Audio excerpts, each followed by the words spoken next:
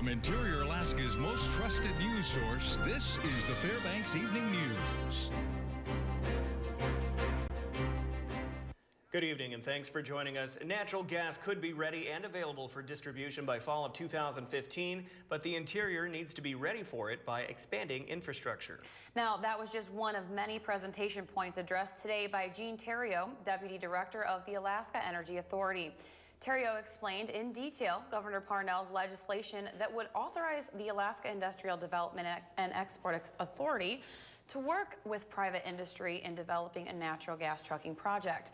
In total, the project would inject $355 million in bonds, low-interest loans, tax credits, and cash grants. Theriault says the Alaska House Finance Committee still has the bill, SB 23, but many are encouraged the bill will be sent to the House floor for a vote.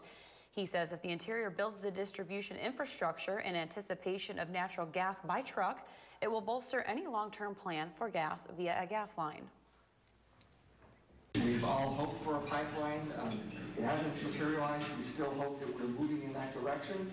But we believe there is enough time for this infrastructure to actually be built, be put into operation, deliver the commodity to the community, and actually improve the economics of the pipeline.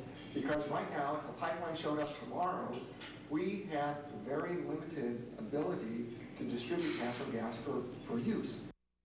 House Finance has finished accepting public testimony for SB 23. The committee is expected to thoroughly review the legislation before voting to move the bill to the House floor, which could happen sometime as soon as next week. The Alaska House last night passed legislation to continue work on an in-state natural gas pipeline. House Bill 4 would grant the Alaska Gas Line Development Corporation the authority needed to develop an in-state line from the North Slope to South Central. The measure still has to be approved by the Senate. The pipeline would pass outside Fairbanks, and the preliminary design includes a 37-mile spur line to bring the gas into the borough. The project's price tag is about $7.7 billion.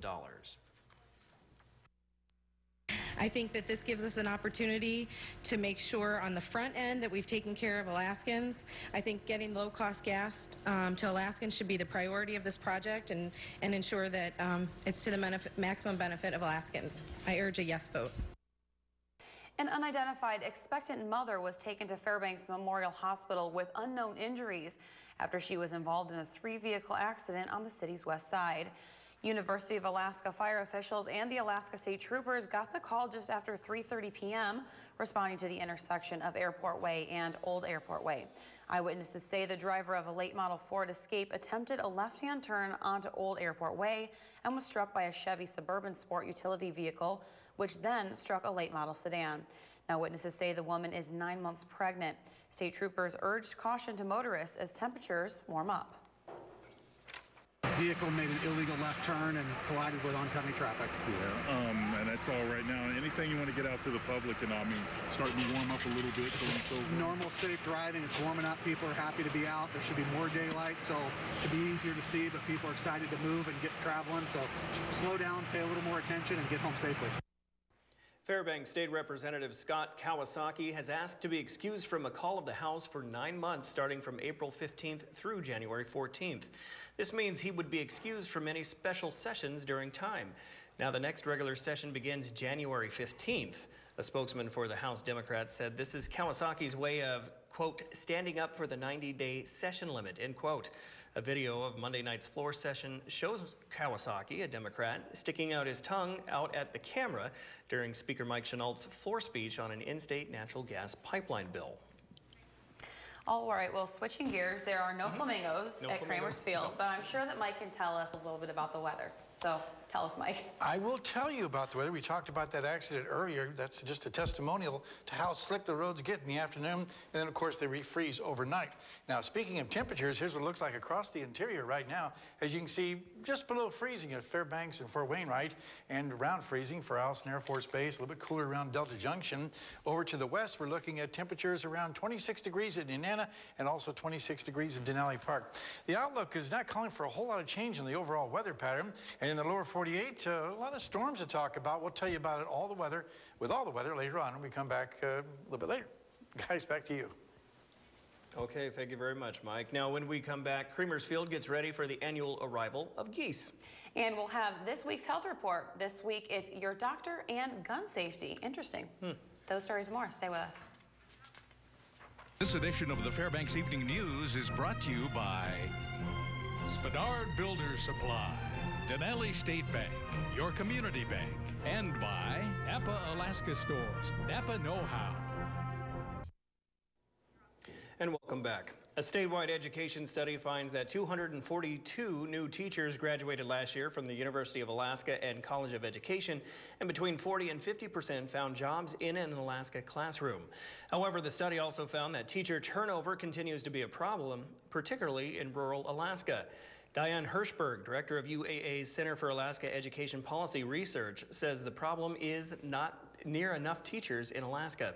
Hirschberg says the issue is keeping educators here, especially those who come from outside of the state. The National Education Association says 70% of the teachers hired in Alaska are from the lower 48. Well, one sure sign that spring is in the interior was evident today as graders and snowblowers from the airport were busy at Creamers Field clearing snow. The heavy equipment was working in conjunction with the Department of Fish and Game to begin grooming the field for the return of the groups of birds that make Fairbanks their home for spring and summer. Last weekend, there were reports of the first Canadian geese being spotted down in the Delta Junction area. We have one of the very first visible rites of spring coming on now. Our friends at the Fairbanks International Airport brought over equipment, and they are helping plow the fields, putting the snow into berms to expose bare ground so that the fields will actually melt faster and attract more migrating birds. Right after we get the fields plowed and the melt starts happening really in earnest, then our friends at the Borealis Kiwanis group spread grain for the geese, waterfowl, all the different birds that migrate through, and try to make them as welcome as possible here at Creamers, and in fact convince them that this is the place to be, not the airport or other places where they could present a safety hazard.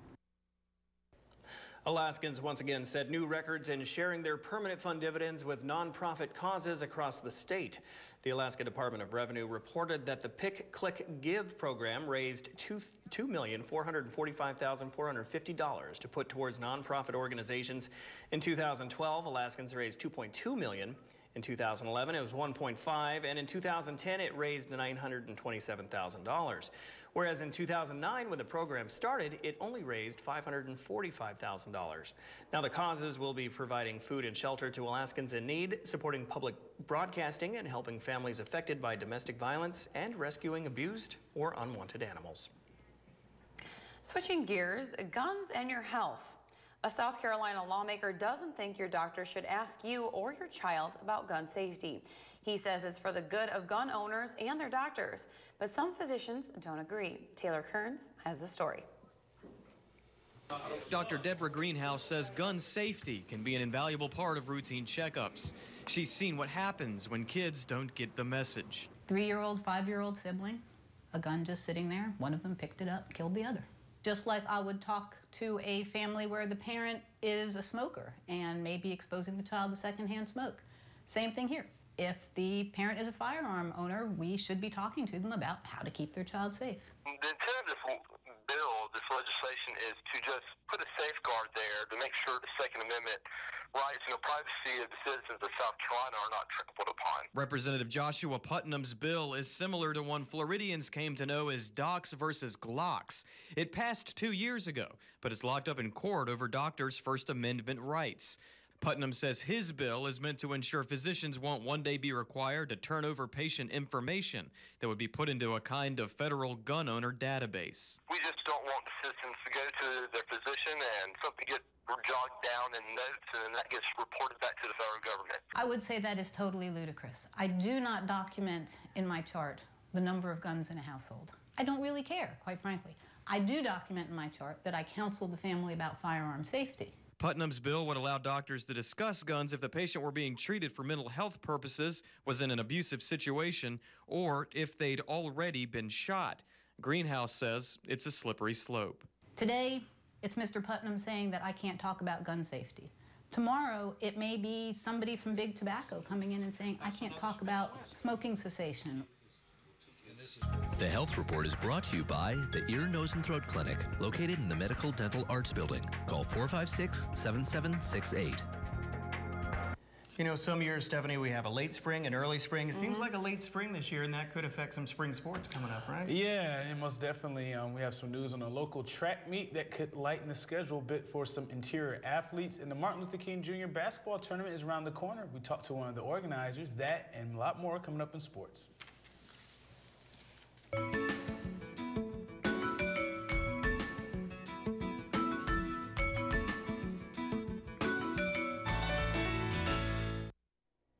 Hello, Interior Alaska. Joe Cook here to Sports Seat for you this evening. Hope your day's been going well. And to make it even better, let's get to some sports. And I guess I'm learning that this may have been a reasonably harsh winter with the cold temperatures, the snow and ice, because a local track event has been canceled. A mini meet was scheduled for this Saturday, the 6th at North Pole High School, but it has been canceled due to weather. This was confirmed in an email by Steve Zazanzo, the activities coordinator at Lathrop High School. The Big C Relays will be going on April 5th in Anchorage, with interior teams like Monroe, Allison, Lathrop, and Hutchinson slated to participate. The next interior meet is scheduled for April 13th at North Pole for a B mini meet that will feature the discus, triple jump, high jump, 200 meters, distance races like the 30 to 200 meters and relays. The Region 6 championships and ASAA First National Bank State Championships will be at Lathrop High School in May.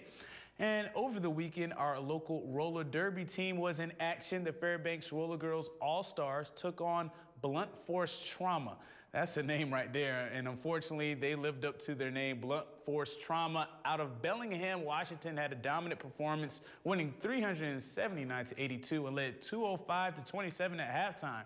The next roller derby event will be the inaugural United Reroll Alaska State Tournament starting May 17th at the Carlson Center. Teams from Alaska and Yukon are slated to participate. And for the recreation sports lovers, there are some opportunities to take advantage of, especially for the skiers. Tomorrow night at 6:45 up on Birch Hill will be the 6th installment of the Wednesday night race series. The teams in these events consist of youth, master, and adult skiers. Teams can be made at the starting line. Youth and adults can ski for multiple teams. On April 10th, the 10K race is important because that decides this year's race division leaders. Individual results will go towards the team event division points. Also, the 33rd annual Talk Trot will be happening in a few weeks. The trot is scheduled for Saturday the 20th. The start and finish of the race will be at the Talk Information Center. This 10K race is an out and back course beside the Alaskan Highway. For more info on this upcoming event, visit webcenter11.com sports page.